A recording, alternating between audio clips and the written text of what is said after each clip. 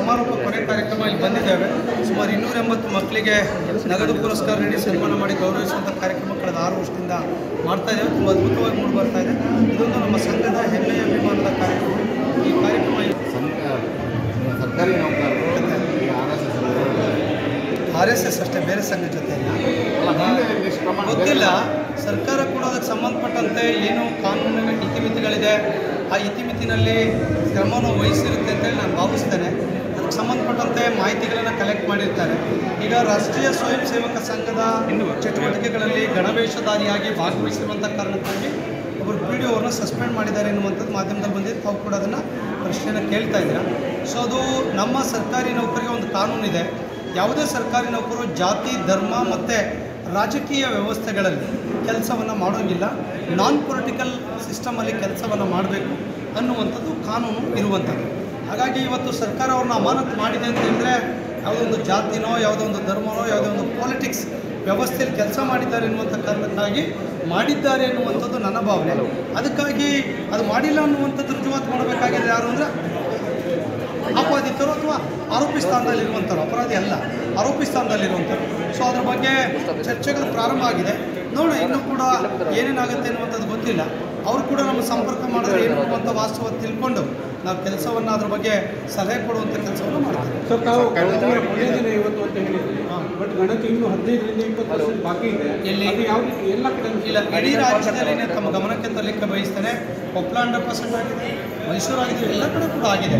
ನೀವು ಹೇಳುವುದು ಏನಾಗಿದೆ, 20% 10% ಅಂತ ಏನು ಹೇಳ್ತೀರಲ್ಲ, ಈ ಕಾನೂನನ್ನು ಮಾಡಬೇಕಾದ್ರೆ ಸಾಕಷ್ಟು ಸಮಸ್ಯೆಗಳಿದೆ. ಈಗೇನಾಗುತ್ತೆ, ಮೀಟ್ರ್ UHID ನಂಬರ್ ಮೀಟ್ರ್ಗಳ ಮೇಲೆ ಮಾಡ್ತಾ ಇದ್ದಾರೆ. ನೋಡಿ, ಇಲ್ಲಿ ಮೀಟ್ರ್ ಇದೆ ಒಂದು. ಈ ಮೀಟ್ರಲ್ಲಿ ಯಾರನ್ನ ಇರ್ತಾರ ಇಲ್ಲಿ? ಇದು ಕಮರ್ಷಿಯಲ್, ಒಂದು ದೇವಸ್ಥಾನ ಅಲ್ಲಿರೋದಿಲ್ಲ, ಒಂದು ಹೋಟೆಲ್ ಯಾವುದೂ ಇರೋದಿಲ್ಲ, ಒಂದು ಪಂಪು ಸಂಪು ಅಲ್ಲಿ ಯಾವುದೂ ಇರೋದಿಲ್ಲ, ಒಂದು ಮೀಟ್ರ್ ಆಫ್ ದಿ ಬೋರ್ವೆಲ್ ಇರುತ್ತೆ ಅಲ್ಲಿ ಯಾವುದೂ ಇರೋದಿಲ್ಲ. ಈಗ ಒಂದು ಮನೇಲಿ ಒಂದು ಮೀಟ್ರ್ ಇರ್ತಾರೆ, 3 ಮೀಟ್ರ್ ಇರ್ತಂದರೆ ಒಂದು ಎಲೆಕ್ಟ್ರಿಸಿಟಿಗೆ, ಇನ್ನೆರಡೂ ಬೇರೆದಕ್ಕಿರುತ್ತೆ. ಏನಕ್ಕೆ ಬೇರೆದಿರುತ್ತೆ? ಸಂಪು, ಬೋರ್ವೆಲ್, ಇದನ್ನೆಲ್ಲ ಕೌಂಟ್ ಮಾಡ್ಕೊಂಬನ್ನಿ. ಏನಾಗಿದೆ, ನಾನು ಬೇಸರದಿಂದ ಕೂಡ ಮಾಧ್ಯಮದಲ್ಲಿ ಹೇಳಿದ್ದೇನೆ, ನಮ್ಮ ಅಧಿಕಾರಿಗಳು ಇದನ್ನು ಫಸ್ಟ್ ಹೇಳಬೇಕಿತ್ತು. ಈಗ ಇನ್ನೊಂದು ಸಲ ಹೋಗ್ಬನ್ನಿ. ಎಷ್ಟು ಸಲ ಹೋಗ್ತಾರೆ ಹೆಣ್ಣುಮಕ್ಕಳು? ಒಂದು ಮನೆಗೆ ಒಂದು ಸಲ ಹೋಗ್ಬೋದು, 3 ಸಲ ಹೋದ್ರೆ ಗಲಾಟೆ ಮಾಡ್ತಾರೆ ಅವರು. ಇಲ್ಲಿ ಸಮಸ್ಯೆ ಇಲ್ಲ, ಬೆಂಗಳೂರಲ್ಲಿ ದೊಡ್ಡ ಸಮಸ್ಯೆ ಇದೆ. ಅದು ಹೇಳೋಕ್ಕೋಗೋದಿಲ್ಲ, ದೊಡ್ಡ ಸಮಸ್ಯೆಗಳಿದೆ ಅಲ್ಲಿ. ನೀವು ಮಾಧ್ಯಮದಲ್ಲೂ ಕೂಡ ಬಿತ್ತರಿಸಿದ್ದೀರ. ಇದನ್ನು ಸರಿಯಾದ ರೀತಿಯಲ್ಲಿ ಮಾಡಲಿ. ನಾನು ಹೇಳಿದೆ, ಆಟೋಮೆಟಿಕಲ್ ಡಿಲೀಟ್ ಮಾಡಿ ಅದನ್ನು. ಯಾವುದೋ ಒಂದು ಮನೇಲಿ 3 ತಿಂಗಳಿಂದ ಮೀಟ್ರ್ ನೋಡಿಲ್ಲ ಅಂದರೆ ಆಟೋಮೆಟಿಕ್ ಡಿಲೀಟ್ ಆಗಬೇಕು. ಈಗೇನು ಉದ್ಭವ ಆಗ್ಬಿಡ್ತಾನೆ ಅಲ್ಲಿ. ಒಂದು 3 ತಿಂಗಳಿಂದ ಮನೆ ಖಾಲಿ ಇದೆ ಅಂತ ಹೇಳಿದ್ರೆ ಹೆಂಗೆ ಅದನ್ನು ಎಂಟ್ರಿ ಮಾಡ್ತೀರಾ? ಅಲ್ಲಿ ಯಾರು ಕೊಡೋ ಮಾಹಿತಿ ಕೊಡುವಂಥವ್ರು ಯಾರೋ ಒಂದು 4-5 ತಿಂಗಳು ಮನೆ ಬಿಟ್ಬಿಟ್ಟು ಎಲ್ಲೋ ಬೇರೆ ಊರಿಗೆ ಹೋಗಿರ್ತಾರೆ, ಬೇರೆ ದೇಶಕ್ಕೆ ಹೋಗಿರ್ತಾರೆ. ನಾವು ಹೇಗೆ ಪಿಕ್ ಮಾಡಬೇಕು? ಇದೆಲ್ಲ ಕೂಡ ರಿಪೋರ್ಟ್ ಮಾಡ್ತೀವಿ. ಇಲ್ಲ 4 ಸಲ ಹೋಗೋದ್ರೂ ಮಾಹಿತಿ ತೊಗೊಂಬನ್ನಿ. ಈ ಥರದ ಅವೈಜ್ಞಾನಿಕವಾಗಿರುವಂಥ ವ್ಯವಸ್ಥೆಯಲ್ಲಿ ನಮ್ಮ ನೌಕರು ಹೈರಾಣಾಗಿದ್ದಾರೆ, ಹೆಣ್ಮಕ್ಳು ಕೂಡ ನೋವನ್ನು ಅನುಭವಿಸಿದ್ದಾರೆ. ಹಾಗಾಗಿ ನಾನಿವತ್ತು ರಾಜ್ಯದ ವಿಚಾರದಲ್ಲಿ ಎಲ್ಲ ಜಿಲ್ಲೆಗಳು ಕ್ಲೋಸ್ ಆಗುತ್ತೆ. ಬೆಂಗಳೂರಿಗೂ ಕೂಡ ಪೋಸ್ಟ್ ಮಾಡೋದ್ರ ಬಗ್ಗೆ ನಾಳೆ ಮುಖ್ಯಮಂತ್ರಿಗಳ ಜೊತೆ ಮೀಟಿಂಗ್ ಇದೆ. ಬಹುಶಃ ನಾನು ಅಧಿಕಾರಿಗಳಿಗೆ ವಿನಂತಿ ಮಾಡಿದ್ದೇನೆ. ಈಗ ಹಬ್ಬ ಇದೆ, ಭಾಳ ಜನ ದಸರಾ ಹಬ್ಬ ಮಾಡಿಲ್ಲ. ಎಷ್ಟೋ ಜನ ರಸ್ತೆಗಳಲ್ಲಿ ಹೆಣ್ಮಕ್ಳು ಒದ್ದಾಡ್ತಾ ಇದ್ದಾರೆ. ಒಂದು ವಾಶ್ರೂಮ್ ಇಲ್ಲ ರೀ ಬೆಂಗಳೂರಿನಲ್ಲಿ ಹೆಣ್ಮಕ್ಳಿಗೆ. ಇಲ್ಲಾದರೂ ಹಳ್ಳಿನಲ್ಲಿ ಮನೆಗೆ ಕೂತು ಒಂದು ಟ್ರೀಟ್ ಮಾಡ್ತಾರಲ್ಲಿ ಮಾಡೋದಿಲ್ಲ, ಪರ್ಮಿಷನ್ ಕೊಡೋದಿಲ್ಲ, ಅಪಾರ್ಟ್ಮೆಂಟ್ಗಳು ಅಲೋ ಮಾಡೋದಿಲ್ಲ, ನಾಯಿಗಳು ಬಿಡ್ತಾರೆ, ಬೋರ್ಡ್ ಕಾಲಿಂಗ್ ಬೆಲ್ ಹೊತ್ತಿದ್ರು ತೆಗಿಯೋದಿಲ್ಲ, 4 ಸಲ ಹೋದರೂ ಬರೋದಿಲ್ಲ. ಒಬ್ಬ ತಹಶೀಲ್ದಾರ್ ಕೆಲ ಅಧಿಕಾರಿಗಳು ಮನೆ ಮನೆಗೆ ಅಲಿತಾ ಇದ್ದಾರೆ. ಎನ್ಯುಮರೇಟರ್ ಕೆಲಸ, ನಾನು ಅದ್ರ ಬಗ್ಗೆ ಕೆಲಸದ ಬಗ್ಗೆ ಒಪ್ಪಲ್ಲ. ರಿಸಲ್ಟ್ ಸಿಗಬೇಕಲ್ಲ, ಏನಲ್ಲಿ ಇಲ್ಲದೆ ಇರೋದು ಎಲ್ಲಿಂದ ಕೊಡ್ತಾರೆ ಅವ್ರು ತಾನೇ. ಇವ್ರ ಮಾಹಿತಿ ನಿರಾಕರಿಸೋದು ನಾವೇ ತರಬೇಕು. ಬ್ಯಾಂಕ್ ಅಕೌಂಟ್ ಕೊಡೋಲ್ಲ, ಆಧಾರ್ ಕಾರ್ಡ್ ಕೊಡೋಲ್ಲ, OTP ಕೊಡೋಲ್ಲ. ಹೇಳಲಿಕ್ಕೆ ಹೋದರೆ ತುಂಬ ಸಮಸ್ಯೆ ಇದೆ. ಈ ಸಮಸ್ಯೆ ನಡುವೆ ನಮ್ಮ ಸಂಘಟನೆ, ಮುಖ್ಯಮಂತ್ರಿಗಳು ನಮ್ಮ ಸೂಚನೆ ಕೊಟ್ಟಂತ ಹಿನ್ನೆಲೆಯಲ್ಲಿ ನಾವೆಲ್ಲ ಸಪೋರ್ಟಿವ್ ಆಗಿದ್ದೀವಿ. ಇನ್ನು ಬರೀ ಇದೇ ಕೆಲಸ ಮಾಡ್ತಾ ಕೂತ್ಕೊಂಡು ಆಡಳಿತ ವ್ಯವಸ್ಥೆ ಸ್ತಬ್ಧ ಆಗಿದೆ 20 ದಿವಸದಿಂದ. ಹಾಗಾಗಿ ನೀವು ಅಂದ್ಕೊಂಡಂಗೆ ಇಡೀ ರಾಜ್ಯದ ಎಲ್ಲ ಜಿಲ್ಲೆಗಳಲ್ಲಿ ಮ್ಯಾಕ್ಸಿಮಮ್ ಪ್ರೋಗ್ರೆಸ್ ಆಗಿದೆ. ಬೆಂಗಳೂರಲ್ಲಿ ಕೂಡ 60% 70% ಟಾರ್ಗೆಟ್ ಹೋಗುತ್ತೆ. ಯಾವಾಗ ಹೋಗುತ್ತೆ ಇವತ್ತಿಂದ. ಇದ್ರ meter, motor meter, electrical meter permission ಕೊಟ್ಟಿರಲಿಲ್ಲ, ಖಾಲಿ ಮನೆದು ಕೊಟ್ಟಿರಲಿಲ್ಲ. ಸುಮ್ಮನೆ ಹೋಗ್ರಿ ಬರ್ರಿ. ಇವಾಗ ಪರ್ಮಿಷನ್ ಕೊಟ್ಟಿದ್ದಾರೆ ನೆನ್ನೆಯಿಂದ. ಆ ಪ್ರೋಗ್ರೆಸ್ಸು ದಿನ 40-50 ಮನೆ ಪ್ರೋಗ್ರೆಸ್ ಆಗ್ತಾ ಇದೆ. ಈಗ ಆಟೋಮೆಟಿಕಲಿ ಇಲ್ಲಿ ಬಂದು ನಿಲ್ಲುತ್ತೆ. ನಮ್ಮ ಸಣ್ಣ ಪರಿಹಾರ ಕೊಟ್ಟಾಗಿದೆ, 4 ಜನಕ್ಕೆ ಪರಿಹಾರ ಆಗಿದೆ. ಸಂಘದಿಂದ ಹೋಗಿ ಫಾಲೋಅಪ್ ಮಾಡಿ ಮಾಡಿಸಿದ್ದೇವೆ. ಈಗ ಸಣ್ಣ ಪುಟ್ಟದ್ದು ಇದೇ ಇರ್ತದೆ. ಆತದಕ್ಕೆಲ್ಲ ರಿಕ್ವೆಸ್ಟ್ ಮಾಡಿದಾಗ ಆತದ್ರೆ ಏನಿದ್ರು ಕೂಡ ಸಂಘದಿಂದ ಕೂಡ ನಾವು ಮಾಡಿ ಹೇಳಿದ್ದೇವೆ. ಅದು ನಮಗೇನು ಅಪ್ರೋಚ್ ಮಾಡಿದ್ರೆ 4 ಜನ ಡೆತ್ ಆದವರಾಗಿದೆ. ಅವ್ರಿಗೆ 20 ಲಕ್ಷ ಅವ್ರ ಅಕೌಂಟಿಗೆ ದುಡ್ಡು ಕೂಡ ಹೋಗಾಗಿದೆ. ಹಾಗಾಗಿ ಇನ್ನು ಉಳಿದಂತೆ ನ್ಯಾಯಕಲ್ಚರ ಘಟನೆಗಳು ಕೇಳಿದ್ದಾರೆ. ಅಲ್ಲಿ ಜಿಲ್ಲೆಗಳಲ್ಲಿ ಅಧ್ಯಕ್ಷಗಳ ಬಗ್ಗೆ ಫಾಲೋಅಪ್ ಮಾಡಿದ್ದಾರೆ, ಸಹಕರಿಸಿದ್ದಾರೆ. ಆಡಳಿತಗಾರರು ಕೂಡ ಹೋಗಿದ್ದಾರೆ. ಹಾಸ್ಪಿಟಲ್ ಟ್ರೀಟ್ಮೆಂಟ್ ಎಲ್ಲ ಕೊಡಿಸುವಂಥ ಕೆಲಸವನ್ನು ಸಂಘಟನೆ ಮಾಡಿದರೆ ಮಾಧ್ಯಮ ಕೂಡ ಅದನ್ನು ಬಿತ್ತರಿಸಿದ್ದಾರೆ. ಸರಿಯಾದ ರೀತಿಯಲ್ಲಿ ಈಗ 60 ಪ್ರಶ್ನೆ ಬೇಕಿತ್ತ, ನೀವು ಪ್ರಶ್ನೆ ಮಾಡಿ, ಬೇಕಿರಲಿಲ್ಲ. ಸಾಫ್ಟ್ವೇರ್ನಲ್ಲಿ ಅನೇಕ ನಿರ್ಮಿತಿಗಳಿದೆ. ಏನು 5 ಸಲ ವರ್ಷನ್ ಸಾಫ್ಟ್ವೇರ್ ಚೇಂಜ್ ಆಯಿತು. ಈಗ ನಿಮ್ಮ ಮನೆಗೆ ಬಂದರೆ OTP ನಂಬರ್ ಒಬ್ರಿಗೆ ಬಂದರೆ ಸಾಕು. 5 ಜನ ನಿಮ್ಮ ಮನೆಯಲ್ಲೆಲ್ಲೋ ಕೆಲಸಕ್ಕೆ ಹೋಗಿರ್ತಾರೆ, ಕಾಯಬೇಕು, ಕೂತ್ಕೊಳ್ಬೇಕು. ಅವ್ರು ಕೊಡದೇ ಇದ್ರೆ ಮತ್ತೆ ಅದು ಮುಂದೆ ಹೋಗೋದಿಲ್ಲ. ಎಷ್ಟು ಟೈಮ್ ಇಲ್ಲ.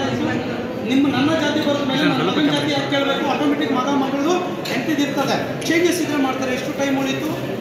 ಈ ತರಹದ ಸಾಕಷ್ಟು ಸಾಫ್ಟ್ವೇರ್ನಲ್ಲಿ ಗೊಂದಲಗಳಿದೆ, ಅನವಶ್ಯಕವಾದ ಪ್ರಶ್ನೆಗಳಿದೆ. ಇವೆಲ್ಲ ಮ್ಯಾಂಡೇಟ್ರಿ ಅಂತ ಅಂದಮೇಲೆ ಅದೇನು ಕೇಳಬೇಡಿ, ಮ್ಯಾಂಡೇಟ್ರಿ ಎಲ್ಲ ಮುಂದಕ್ಕೆ ಹೋಗಿದ್ರೆ ಯಾಕೆ ಅದನ್ನು ತೋರಿಸೋ ಕೆಲಸ ಮಾಡ್ತೀರಾ? ಈಗಿಂದ ನಾಗಮೋಹನ್ ದಾಸ್ ಕಲೆಕ್ಷನ್ದು ಸೆನ್ಸಸ್ ಆಯಿತು, ಚೆನ್ನಾಗಿ ನಡೀತಲ್ವಾ? ಯೋಜನೆ ಕೆಲವು ಅಧಿಕಾರಿಗಳು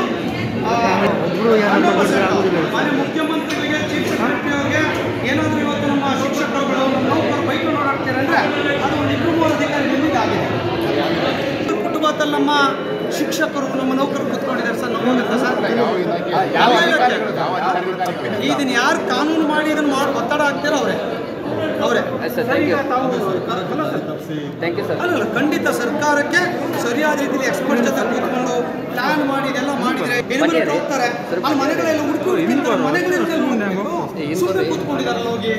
ಈ ಥರದ ಅವೈಜ್ಞಾನಿಕವಾಗಿರುವಂಥ ನಿಯಮಗಳನ್ನು ತಂದು ಒಂದೇನೋ ಒಂದು ಸರಿಯಾದ ರೀತಿಯಲ್ಲಿ ಯೋಚನೆ ಮಾಡದಿರುವಂಥ ಕಾರಣಕ್ಕಾಗಿದೆ.